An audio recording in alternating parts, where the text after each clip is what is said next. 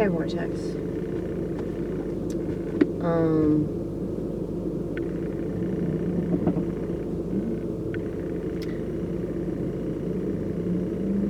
So, for those of you that aren't familiar with this subject matter that I bring up all the time, either because you're new here and you'll probably leave quite shortly, or maybe you haven't watched videos where I've talked about it. I have a personality disorder on the schizophrenia spectrum, and I'm not saying that to paint myself in any kind of way.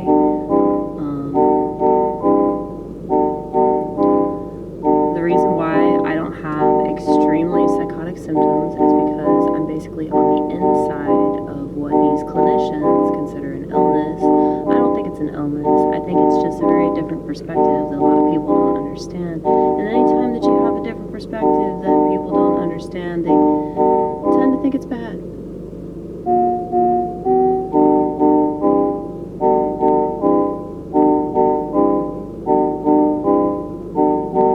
And you can't help but assume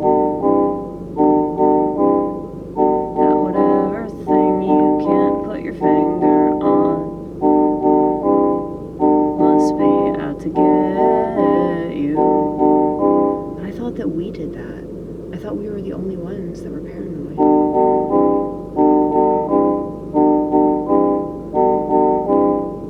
And I don't hear voices. I'm aware of the voices of the world.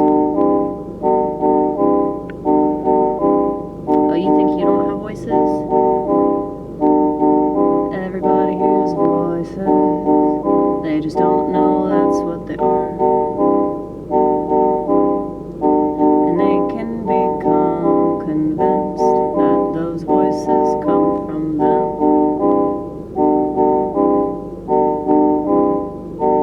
But they're near and far. So it could be from family members. You need to get this job. You need to marry this person. I'm kidding, they don't do that anymore. They should, but in Muslim families they do. And then if you don't marry who they want you to, they kill you as an honor killing. Not all of them, but some of them. That's not an extreme thing to do, though, is it?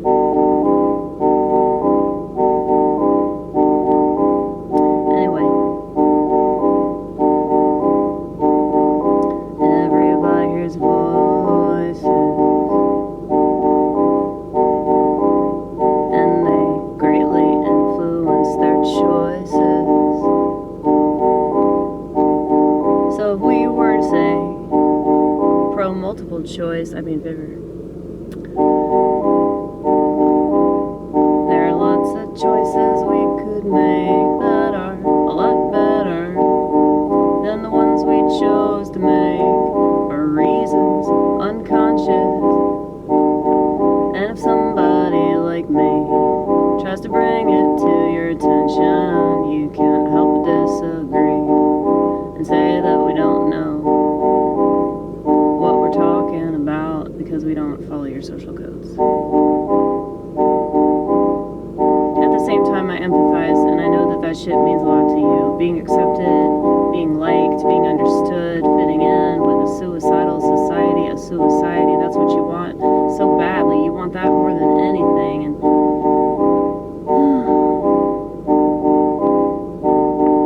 it's really hard to ignore those voices and make better choices, make choices that go along with your personality. Well, actually, I take that back. A lot of people don't have a personality. I have a theory that the clusterA personality types are odd because we just don't vibe with society. So there's schizotypical. That's me, baby. And then there's schizoid, which is pretty cool. That's Nick Fuentes. And then there's paranoid personality, which, contrary to what people think, they probably assume that a lot of people in mental institutions have that one. No, because people who have paranoid personality are just probably shut-ins, you know? when you have a personality disorder, you just have to deal with it.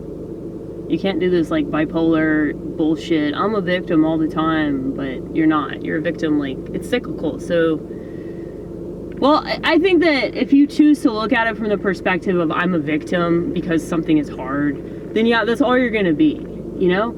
And I do think that there's a lot of stuff that will influence a person and into, you know, obviously making choices that aren't good for their well-being. But, you know, personality disorders, even mood disorders, I think that a lot of this is cultural, but it's also like our food intake. It's also our sleep patterns, you know? There's so many things that factor into why somebody's crazy. And I know that I've always been this way since I was a child. And it made sense to me when I was a child. And the older I got and I went to public school, I became more and more and more insecure about it. And then I tried to fit in and I tried to do what I was told to do, and I felt like shit. And so I got on medication that made me feel even shittier. And then I tried to drown myself in the ocean. And that's why I don't believe in psychiatry. Among the other 150 reasons why I don't believe in psychiatry that I'd love to get into, but I know we don't have time right now.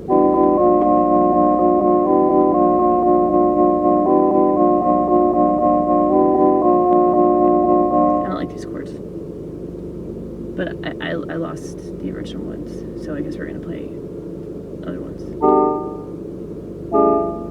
I like those ones. I think I was playing it earlier. That's okay. Like playing music like this, it makes sense to me. A lot of people don't understand why I refuse to learn chords. Because fuck you.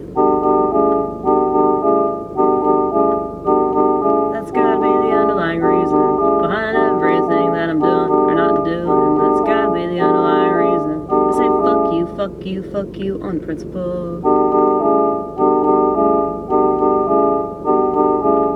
It's just my general sentiment towards the world that I live in. You don't have to agree with it. I'm still gonna agree with it. But because of these voices that other people listen to and adhere to, and they don't even know what to do without them, I think that's why they listen to them. Really and truly, I just figured everything out. They listen to these voices because if there weren't the voices of the world, they would have to listen to themselves. They'd have to listen to their conscience. They'd have to like listen to their body, you know?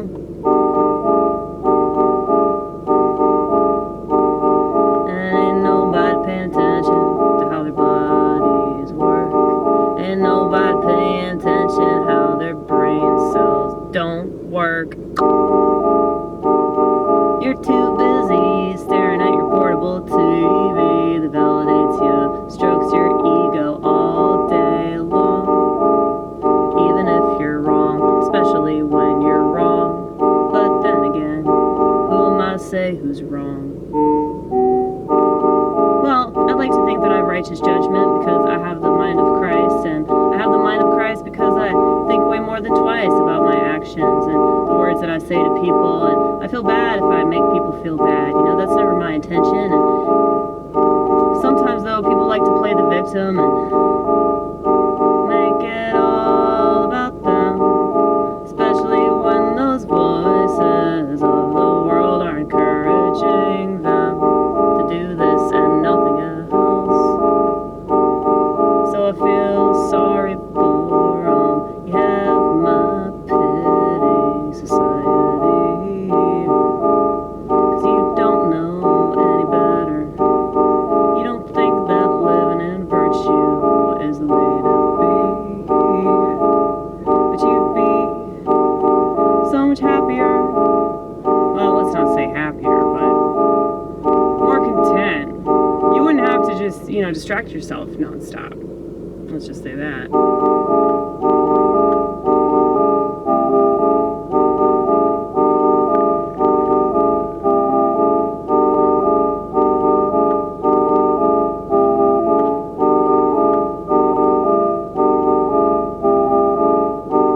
But people don't realize how good they can have it. How tragic, how tragic.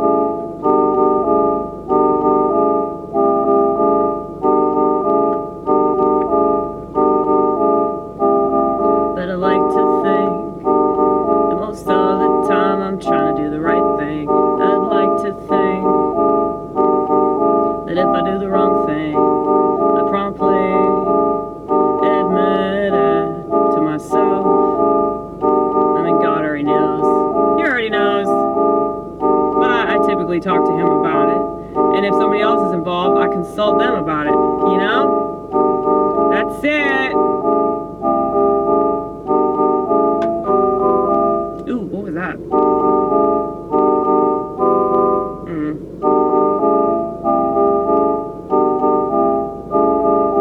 Yeah, fucked it up. Sorry.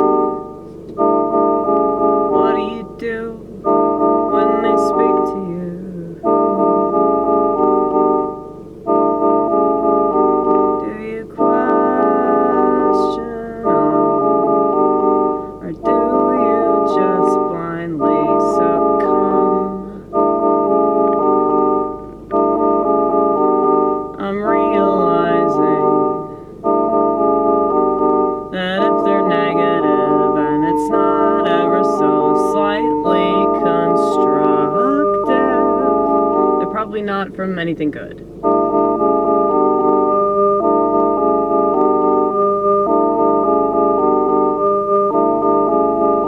But sometimes it's my ego.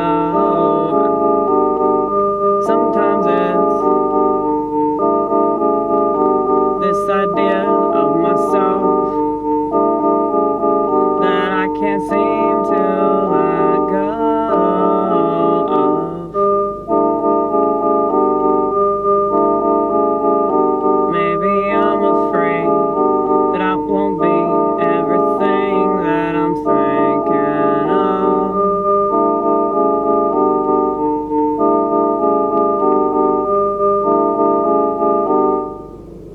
That happened when I realized that I wasn't a liberal, and it also happened when I stopped smoking pot.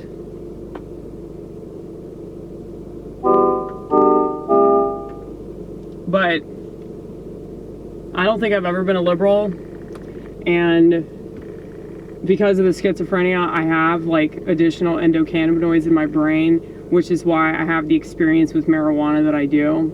It's also why I haven't gone into psychosis, because I can literally talk myself out of psychosis. So there have been a few times where I've been definitely teetering, and there was that voice of God, the voice of reason, the voice of my conscience, and I know that voice. I know the difference between that voice and all the other ones, and he told me that whatever I was thinking was fucking wrong, and I was just in a psychotic state because of the weed.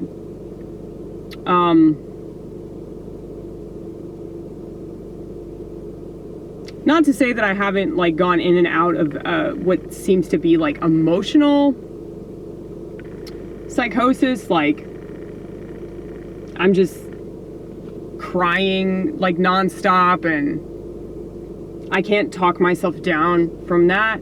But I think that's just like a lot of discomfort, you know? I don't think that that's psychosis.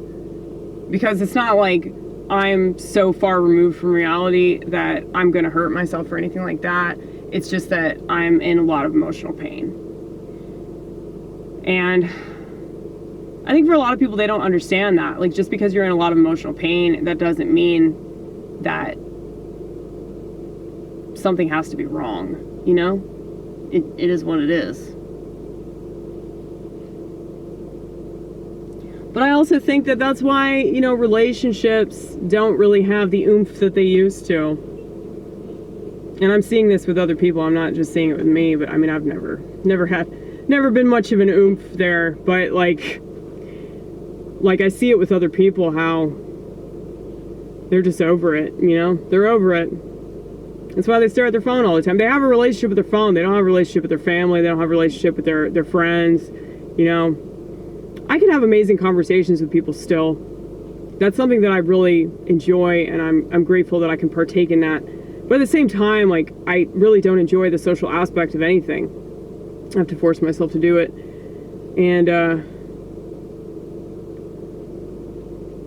God forbid if somebody talks to me for too long, then like it becomes obvious that I'm a schizophrenic that gives no fucks about normalcy or, you know, social graces or whatever. You know, like I don't feel the need to say something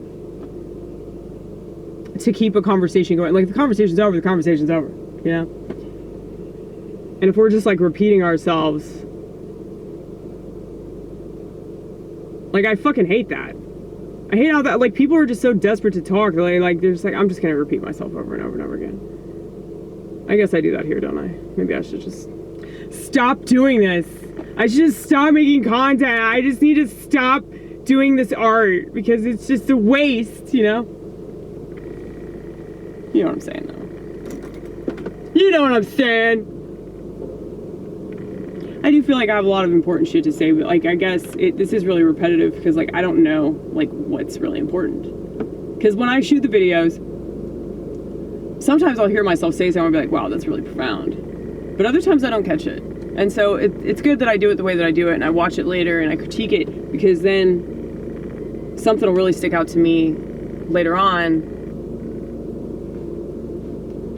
But I kind of always have experienced life like in the third person. Like, I feel like I'm watching myself and listening to myself, and it's way worse when I'm around other people. Like, when I'm just by myself, I can be in as many different realities as I want to be in. When I'm with other people, it's like I definitely disassociate. But I'm also watching myself in that room. I'm watching other people and like the way that I think they're reacting to me. Like, I'm watching myself react to them. And yeah, it's weird. It's weird. Disassociation. It's definitely like a defense of some kind, but it's like, it's such a perk. It's such a perk because like you don't ever like really have to be bored with reality, because like you can just create your own reality. Like, I really don't see the problem with that. I think that psychiatrists are just fucking jealous of the fact that we have the ability to do what pills will never do. Take us out. You know? Like, we have to create our own separate space. Lexapro doesn't do that shit. Fucking escitalopram and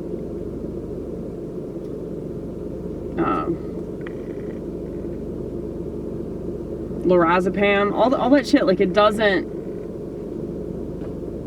make sense out of it, and it doesn't give you the option of being able to utilize it. That's why it's wrong. It's not just wrong because of all the side effects and people kill themselves and shoot up schools and all that. It's not just because of that. It's because of the fact that you can't do anything positive with it. You know? Unless you're a comedian, of course. And if you're a comedian, you're still going to be depressed. And because you already have that sense of humor, maybe you're funnier. There's this guy that I do stand up with in Nashville. I don't see him around very much. I think he's also addicted to coke. But like, he's on antidepressants, and he's been on antidepressants for years. And he's one of the funniest people I've ever met. And I actually think that his comedy has gotten better because he's so depressed, and he's an alcoholic as well. But yeah, definitely a cokehead. And I don't know, like, he talks about how his dick doesn't work because of the pills that he's on, and it's like,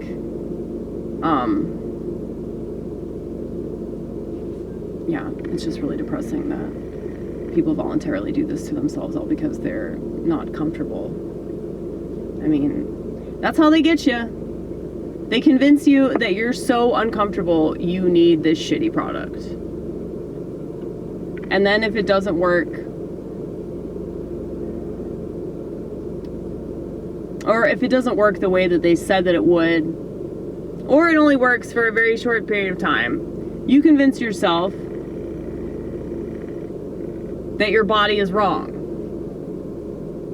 and that you should just keep listening to this person that sold you the product, and then eventually it's going to work. Eventually it's going to fix you.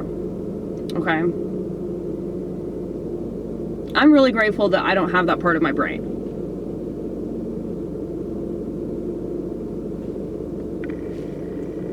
So if I don't like something,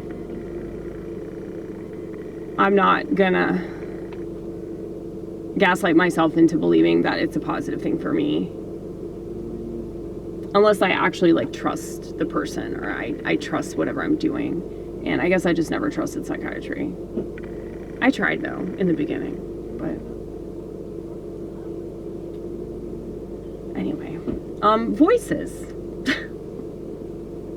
Everybody has voices.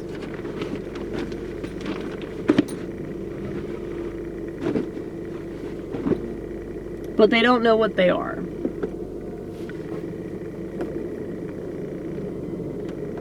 Once you become more cognizant of where those voices actually come from, and they're not your own head, and they're not your thoughts, and they're not your beliefs, you can start to filter them out. But yeah, a lot of the time when it involves the world, it's definitely going to be revolving around your ego. Like fear, ego, social status, all that shit. FOMO. The fear of missing out is the absolute worst. That's why all these people are on social media. It's not because it's a positive thing for humanity. It's not positive at all. I mean, if you can connect with people from all over the world, that is really cool. And I definitely don't take that for granted at all. But most of the people that are totally addicted to it, that are scrolling all the time, or they're angrily tweeting at people that they don't even know, yeah, those people are not utilizing the benefits of social media, okay? That's not to say that they've never done that at all, but I guarantee you that the person that's on Twitter for 7 hours is not utilizing the benefits of social media, okay? Now, there are exceptions to this rule because Nick exists, okay? But, like,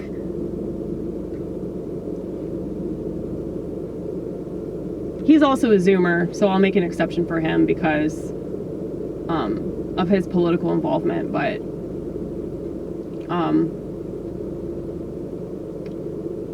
the younger generations, they kind of grew up on this stuff.